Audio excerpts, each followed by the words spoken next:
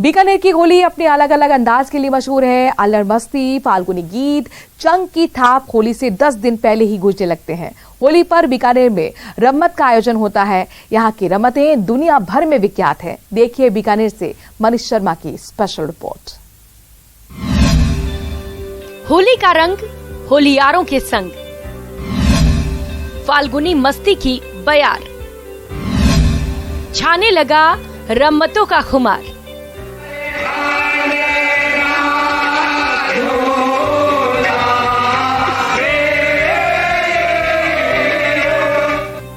बीकानेर में फाल्गुनी मस्ती की बयार बहने लगी है। होली का रंग अभी से होलियारों के सिर चढ़कर बोल रहा है। कहीं चौक चौबारों पर चंग की थाप सुनाई देने लगी है, तो कहीं ख्याल और होली के गीत कानों में गूंज रहे हैं। इस सब के बीच बीकानेर शहर के परकोटे में रम्मतों का खुमार भी छाने लगा है, जिनका अपना एक अलग रोचक इतिहास है।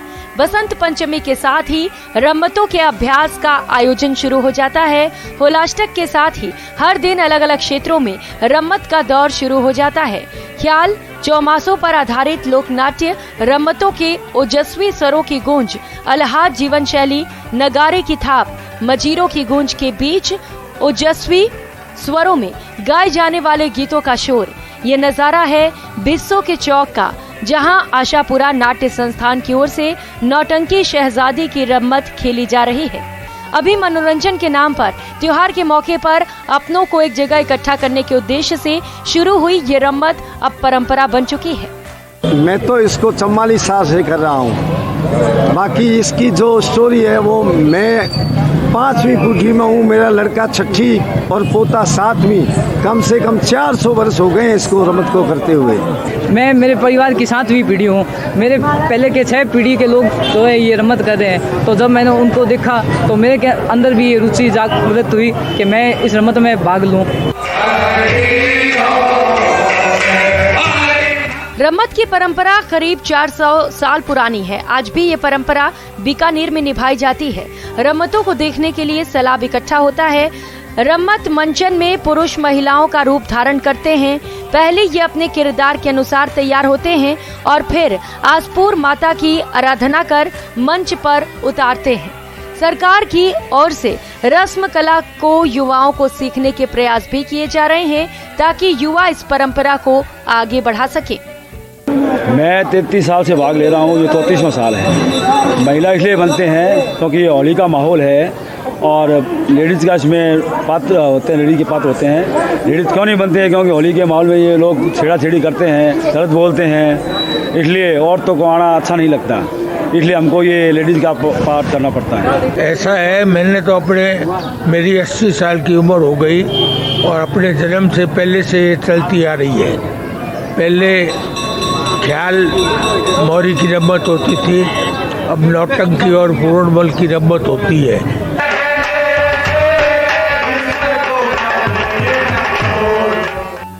रम्मत बीकानेरियत को समेटे हैं।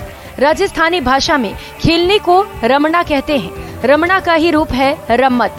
माना जाता है कि इस लोक नाट्य शैली की उत्पत्ति होली के दौरान होने वाली काव्य प्रतियोगिताओं से हुई है। कहा जाता है कि ये सिर्फ एक शहर नहीं, बल्कि एक जीवन शैली है। अच्छे बुरे समय में जिया कैसे जाता है, उनको खेल खेल में समझाती रम्मतें। आज भी लोग रम्मत देखने और सुनने के लिए होली का इंतजार करते हैं। बीकानेर से विक्रम जागरवाल की रिपोर्ट।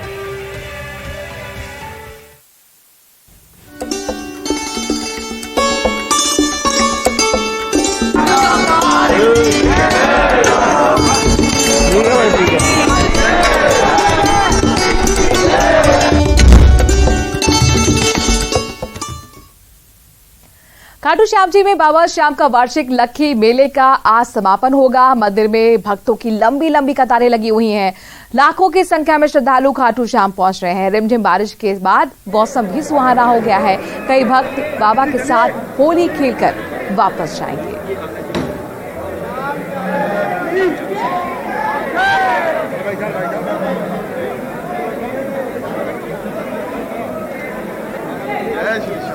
तो खाटू श्याम जी मेले का आज समापन होगा, लिहाजा भारी संख्या में श्रद्धालु कल रात से ही पहुंच रहे हैं और देखिए 24 घंटे मंदिर खुला हुआ है, लिहाजा दर्शन भी अब आसानी से हो पा रहे हैं। बाबा श्याम को निशान चढ़ाने की परंपरा है और बाबा के भक्त देश के कोने कोने से निशान लेकर पहुंचते हैं, लेकिन सूरजगढ़ का जो निशान है वही मंदिर में चढ़ता है, वही शिखर तक चढ़ता है। क्या इसके पीछे की परंपरा है, इसको लेकर के हम बातचीत करेंगे। हमारे साथ यहाँ के भगत जी, इनसे हम जानेंगे कि क्या किस तरह से परंपरा शुरू हुई, यही निशान है वो मंदिर के शिखर पर क्यों चढ़ता है। महाराज जी, कैसे ये शुरू हुआ और उसके बाद आज तक? जय बोल खाटू नरेश की जय, जय बोल सच्चे दरबार की जय। बाबा श्याम की कृपा से सूरजगढ़ का ध्वज आज से 375 साल पहले हमारा खंडेला गांव साठावास से हमारे परम पूज्य हमारे आदरणीय तुलसाराम जी ने पहला निशान बाबा के धाम में चढ़ाया। चढ़ाने के बाद बाबा से प्रार्थना की कि बाबा श्याम जब तक तेरा मंदिर रहे ये ध्वज चढ़ता रहे। फिर हमारा परिवार डोमरा गांव में जाके बस गया, 80 साल के लगभग डोमरा में रहा, वहां से बाबा का ध्वज आता रहा। उसके बाद हमारा परिवार सूरजगढ़ में जाके बस गया और आज 214 साल से सूरजगढ़ से ये ध्वज खाटू धाम के लिए आता है। सूरजगढ़ की लंबाई बहुत दूरी बहुत दूर थी। रास्ते के अंदर साकमरी की घाटी, उदयपुर वाटी, ये रास्ता बड़ा खराब था, लेकिन बाबा की कृपा से उस समय भी इस संकट के रास्ते को पार करते हुए हमारे बुजुर्ग खाटू धाम पहुंचते थे। और आज उनकी भक्ति और उनकी शक्ति का ही हमारे को फल मिल रहा है कि हर साल की भांति ये बाबा श्याम का ध्वज खाटू धाम में चढ़ाया जाता है। अब की बार खाटू धाम के अंदर मैं मेरे जीवन में बहुत कुछ नया देख रहा हूँ। जैसे श्याम कुंड को बंद कर दिया गया। श्याम कुंड हमारी एक आस्था का बड़ा केंद्र था, हम उसमें स्नान करते थे, उसका जल लेते थे, लेकिन ये सब धीरे धीरे परंपरा बंद होती जा रही है। लेकिन ये अच्छा नहीं है। बाबा के पुष्प अर्पण नहीं कर सकते, बाबा के प्रसाद अर्पण नहीं कर सकते, बच्चों का जड़ूला नहीं उतार सकते, तो फिर मेरा बाबा श्याम की कृपा आगे क्या होगा क्या नहीं होगा, लेकिन ऐसा होना अच्छा नहीं है। कितने दिन की यात्रा होती है आपकी और किस तरह से यहाँ पहुँचते हैं? हमारी 4 रोज की यात्रा होती है। वैसे फागुन सुदी एकम को ये ध्वज स्थापना होता है सूरजगढ़ में, फिर 11 महाआरती होती है, फिर छठ के दिन सुबह हम चलते हैं। पहला पड़ाव हमारा सुल्ताना होता है, दूसरा पड़ाव हमारा गुढ़ा होता है, तीसरा पड़ाव हमारा गुरारा होता है और चौथा पड़ाव हमारा खाटू धाम में होता है। और फिर ये ध्वज हम बारिश के दिन 11:15 बजे चढ़ाकर फिर वापस हम सूरजगढ़ तक पैदल जाते हैं। दिलीप चेची के साथ संदीप हुड्डा, न्यूज 18। और संदीप हुड्डा जिनकी रिपोर्ट आप देख रहे थे, खुद हमारे साथ सीकर से लाइव जुड़ गए हैं। संदीप, जाहिर तौर पर समापन की ओर पहुंच चुका है लक्खी मेला, जो 11 दिन का होता है, और आज श्रद्धालुओं का सैलाब जिस तरह से उमड़ा है, किस तरह की व्यवस्था वहां पर की गई है ताकि आसानी से श्रद्धालुओं को दर्शन हो सके? देखिए, बिल्कुल द्वादशी का दिन है और जब ये माना जाता है कि द्वादशी को मेले का समापन हो जाता है, सूरजगढ़ पर निशान को चढ़ता है, लेकिन आप हमारे पीछे जो श्रद्धालुओं का रेला है वो देख सकते हैं कि किस तरह से अभी भी ये लाइनें जो है दोबारा फिर से भर चुकी हैं। तो अभी भी जो है वो बड़ी संख्या में जो देश के कोने कोने से श्रद्धालु जो आए हुए हैं वो खाटू पहुंच रहे हैं।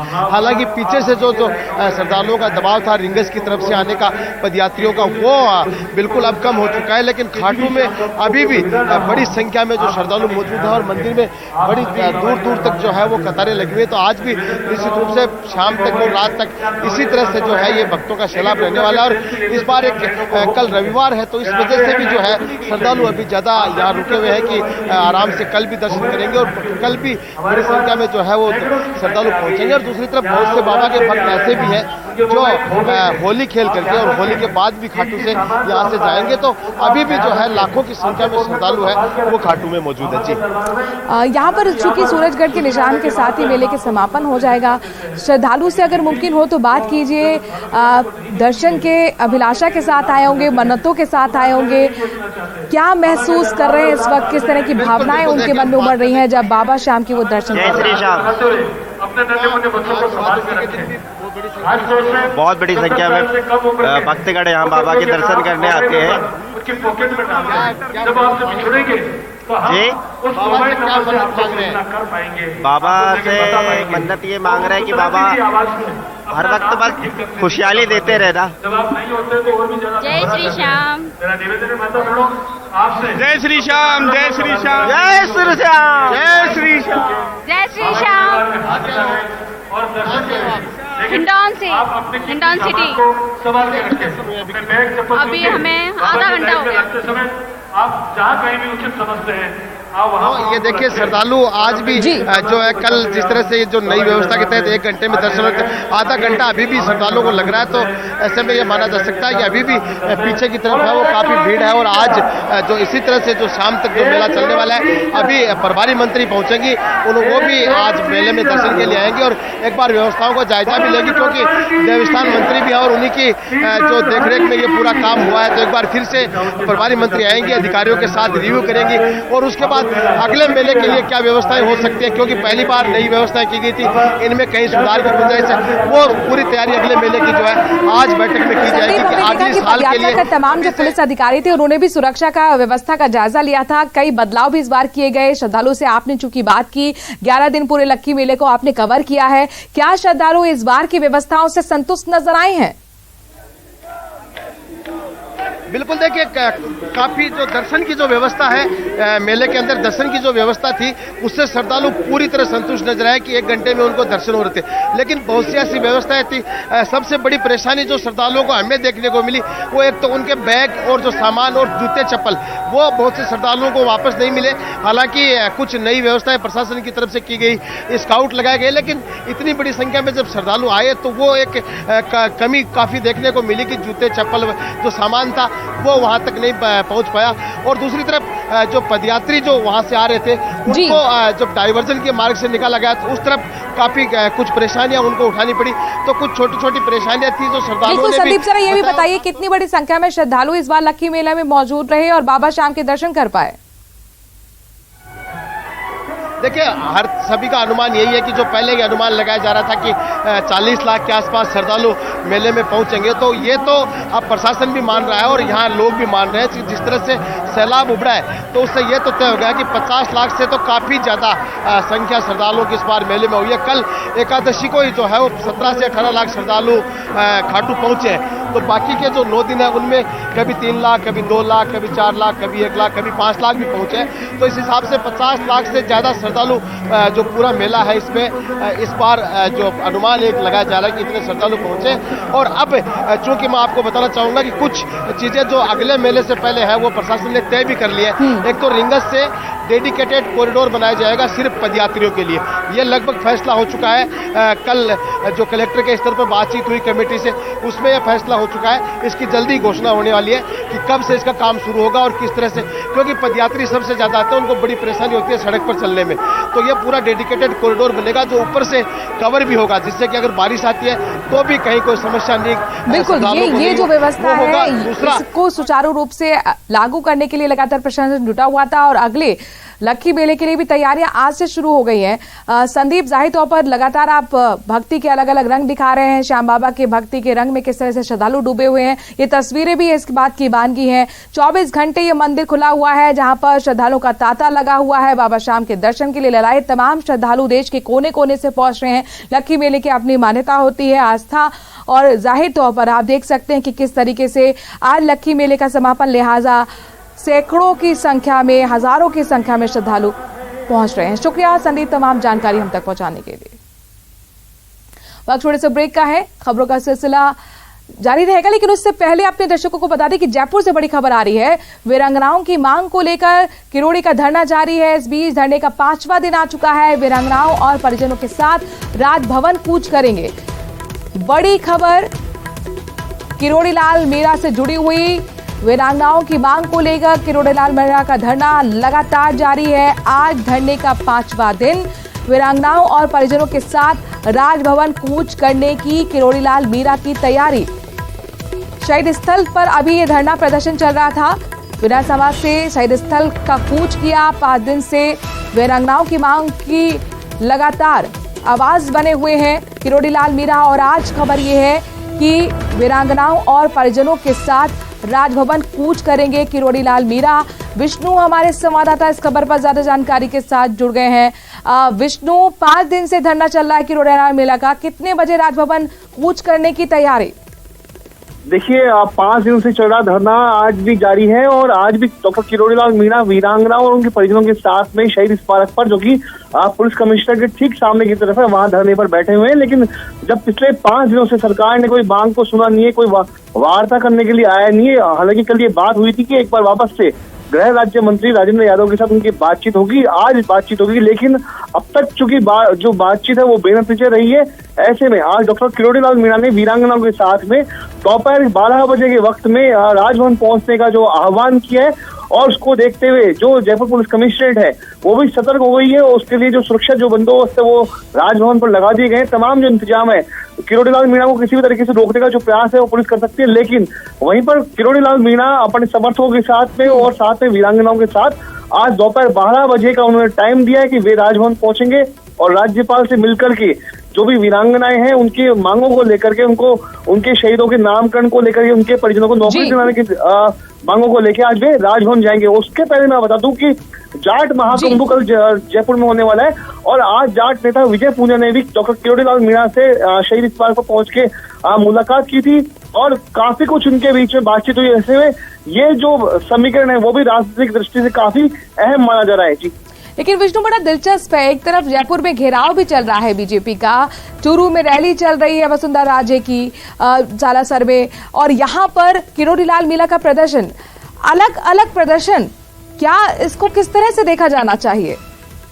देखिए, पहले ये माना जा रहा था कि हो सकता है कि आज बीजेपी के युवा जो आक्रोश जो रैली है, जो भारतीय जनता युवा मोर्चा की ओर से जो आयोजित रैली है, उसमें डॉक्टर किरोड़ीलाल मीणा जा सकते हैं। लेकिन आज चूंकि एक तरफ वसुंधरा राजे का जन्मदिन सालासर चूरू में मनाया जा रहा है, वहीं पर बीजेपी का जो युवा मोर्चा का प्रदर्शन आज सिविल लाइन के ऊपर होने वाला है, और क्योंकि कल विधानसभा का घेराव होने का जो आह्वान किया था, लेकिन चूंकि विधानसभा स्थगित कर दी गई, ऐसे में आज मुख्यमंत्री के आवास पर घेराव करने की जो सूचना, जो आह्वान था वो युवा मोर्चा की ओर से था।